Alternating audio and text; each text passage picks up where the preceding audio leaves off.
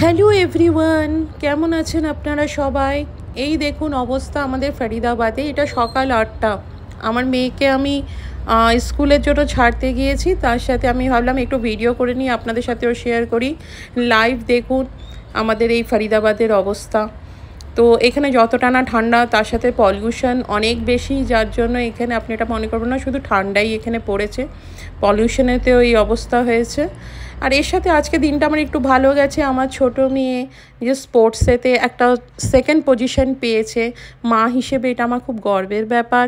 তার সাথে আপনাদের কাছে এটা এই জন্য শেয়ার করলাম, আপনারা আশীর্বাদ করবেন ও যেন আরও আগে ভালোভাবে এগিয়ে যেতে পারে। এবং আজকে আমি দুটো রেসিপি আপনাদের সাথে শেয়ার করব। এখানে আমি না স্টাফ মাশরুম বানিয়েছি, যা রেসিপিটা আপনাদেরকে আমি দেখাতে পারলাম না। অ্যাকচুয়ালি আমার মোবাইলের স্ট্যান্ডটা খারাপ হয়ে যাওয়াতে না হাতে নিয়ে আমি না ভিডিও করতে গিয়ে ভীষণ অসুবিধা হচ্ছে। আর এই সময়তেও একটু কাজের ফাওয়াইতে ছিলাম, যার জন্য আমি পুরো প্রসেসটা আপনার দেখাতে পারলাম না। এটা কিছুই না, মাশরুমটাকে ভেতর থেকে ওই স্টেমটা আপনি ছাড়িয়ে নিয়ে ভেতরে পরিষ্কার করে একটু সবজিকে ফ্রাই করে নিয়ে সেই স্টাফ ভেতরে ভরে ময়দা এবং কর্নফ্লাওয়ারের যে স্যালারি থাকে, যেটা লিকুইড বানানো হয়, তার মধ্যে কোট করে নিয়ে ব্রেড ক্র্যাম্পের মধ্যে কোট করে আবার সেকেন্ড টাইম স্যালারিতে এবং আবার সেকেন্ড টাইম ব্রেড ক্রাম্প, এরকম করে দুবার প্রসেসটা করে নিয়ে আপনাকে এটা কিছুক্ষণ ৮ ঘন্টার মতো ফ্রিজে রেখে দিতে হবে। তারপর আপনি এটা ফ্রাই করে খাবেন। খুবই সুস্বাদু আর খুবই সুন্দর লাগে খেতে। আর স্বাস্থ্যের জন্য একটু ভালো। হ্যাঁ, ফ্রাই আছে কিন্তু ভেতরে সবজিটা তো আছে, যার জন্য বাচ্চারা নতুন কিছু একটা ট্রাই করতে পারে, তাদেরও খুবই ভালো লাগে। তো এছাড়াও আজকে আমার ছোটো মেয়ে যেহেতু একটু স্কুলে এই স্পোর্টসেতে ওর হলো, সেই কিছু ও বললো ওর আজকে হোয়াইট সস পাস্তা খাওয়ার খুব শখ হয়েছে। তাই আমি খুব সিম্পল প্রসেসে হোয়াইট সস পাস্তাটা বানাই, যেটা আমি শেয়ার করছি।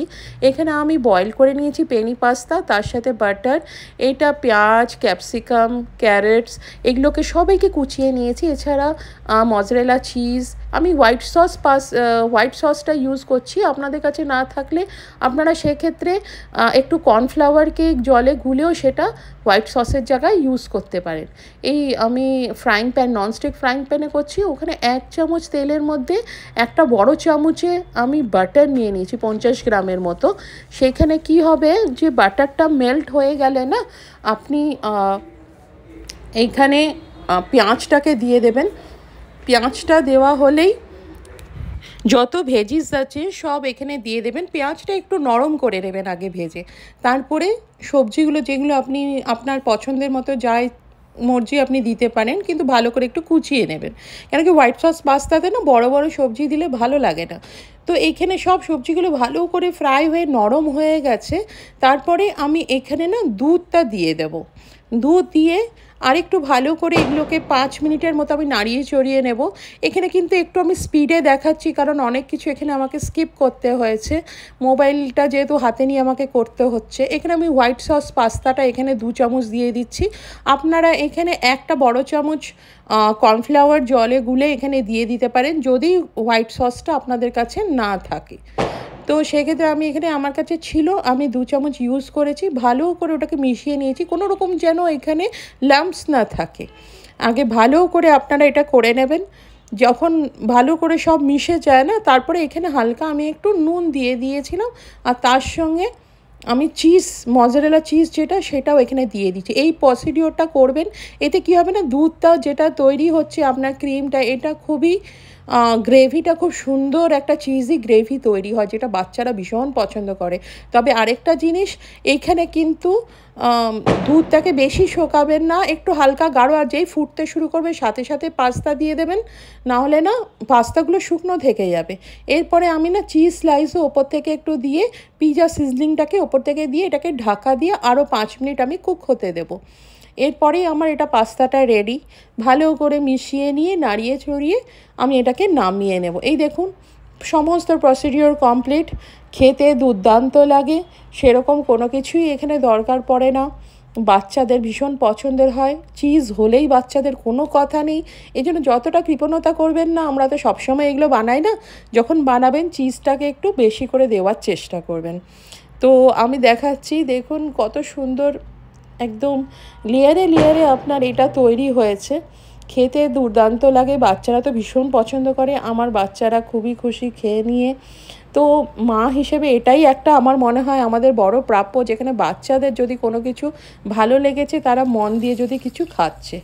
এরপরে না আমি মাছের ঝোলটা আপনাদের সঙ্গে, মাছের ঝোল তো আমরা সবাই রান্না করি, আমাদের কাছে কিছু নিশ্চয়ই এগুলো নতুন ব্যাপার নয়, কিন্তু আমি যেটা করছি না সেটা একদম সিম্পলভাবে, শুধুমাত্র আদা বাটা আর সিম্পল কয়েকটা যে মশলা আমরা দিয়ে থাকি সেটা। এইখানে আমি পেঁয়াজ রসুন কোনো কিছুর ব্যবহার করব না, ইনফ্যাক্ট টমেটো পর্যন্তও নয়, অথচ ঝোলটা খেলে আপনাদের এত ভালো লাগবে। তো সেক্ষেত্রে এই জন্যই বলছি, কেন কি এই ঝোলটা না একটা সাধারণ মানুষ থেকে শুরু করে একটা পেট রোগী মানুষদের পর্যন্ত সবারই এটা খুবই স্বাস্থ্যকর এবং সুস্বাদু। এবং এটা যাদের কিডনির পেশেন্ট তাদের কি হয় না, টমেটো খাওয়া বারণ থাকে, তো তাদের জন্য আমি এটা বলছি কি এই ঝোলটা এইভাবে রান্না করবেন, খেতেও ভালো লাগবে আর খুবই সুস্বাদু লাগে। এখানে আমি সবজিরও ইউজ করছি, এখানে আলু, ফুলকপি আর পটল আমি ইউজ করছি। আপনারা চাইলে একটু স্বাদ বাড়ানোর জন্য বড়িও দিতে পারেন, একটু ভেজে নিয়ে ঝোল যখন 90% তৈরি হয় ওই সময় বড়িটা দিয়ে তারপরে আপনারা নামিয়ে নেবেন। আমি দিইনি, আমার কাছে অ্যাভেলেবেল ছিল না বড়িটা। তো যাই হোক, আমি সবজিগুলোকে ভালো করে নুন আর হলুদ দিয়ে ফ্রাই করে নেব। ও আর এখানে না সবজি খুব ফ্রাই করাটা খুব দরকার। আমি প্রথমে আলু ফুলকপিটা ফ্রাই করে নিচ্ছি, এরপরে পটলটা দেবো, কারণ কি পটলটা তো নরম, আলু ফুলকপিগুলোই একটু শক্ত থাকে। তো এই ঝোলটা বানানোর সময় না একটু সবজিগুলোকে ভালো করে ভেজে নিয়ে 80% কুক হয়ে যাওয়া পর্যন্ত আপনাকে ফ্রাই হিসেবে ওটাকে রাখতে হবে, জল দিলে না এটা স্বাদটা চলে যাবে।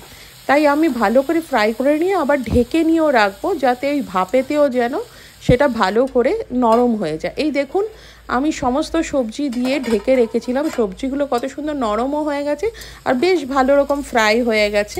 কোনো আর এক্সট্রা তেল দেবো না, কোনো কিছু না, শুধু ওপর থেকে আমি 1.5 চামচ ধনে গুঁড়ো আর এই আদা বাটা, আমি আদাটাকে মানে হামানদিস্তে আমি থেতো করে নিয়েছিলাম, কারণ আমার কাছে এখানে শিলবাটা নেই।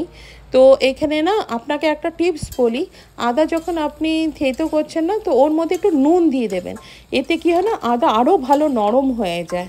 ওই একটু খাড়া খাড়া, যেরকম আমরা যদি থেতো করে করতে একটু খাড়া খাড়া থেকে যায় না, সেই জিনিসটা থাকে না, আদা খুব সুন্দর নরম হয়ে যায়। এর সঙ্গে আমি আধা চামচ জিরে গুঁড়ো আর আধা চামচ লঙ্কা গুঁড়ো দিয়েছি। আর আমি এখানে কাঁচা লঙ্কা, মানে ঝোল যখন আমি দেবো না ফোটানোর সময়, তো আমি কাঁচা লঙ্কা দিয়ে দেবো।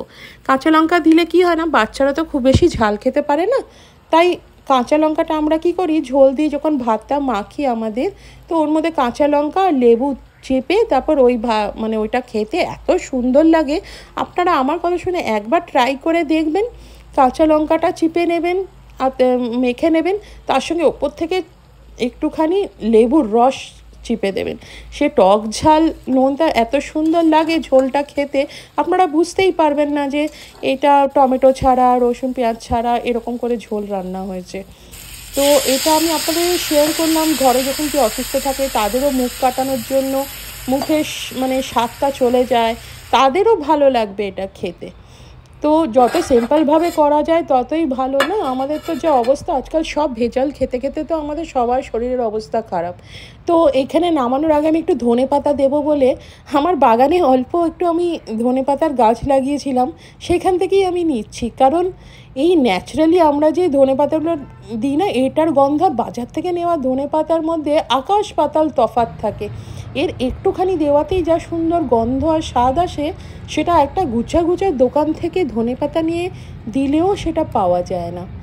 তো আমি এখান থেকে নিয়েই একটু ঝোলের মধ্যে আমি নিজের এইটা, আমার দেখুন আমার ঝোলটা পুরো প্রিপেয়ার হয়ে গেছে। এখানে আমি ধনেপাতাটা একটু ছড়িয়ে দিলাম। এই জায়গাতেও একটু আমার ভিডিওটা স্কিপ করে গেছে, আমি কিছুক্ষণ আগে মাছটা দিয়ে একটু ঢাকা দিয়ে ঝোলটাকে রেখে দিয়েছিলাম, যাতে মাছের মধ্যেও ভালো করে ঝোলগুলো চলে যায়।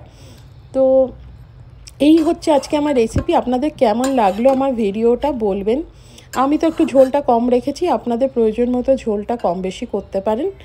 তো আগামীকালে আমি আরও কিছু ভালো ভিডিওর সাথে আপনাদের কাছে উপস্থাপনা করতে চাইবো।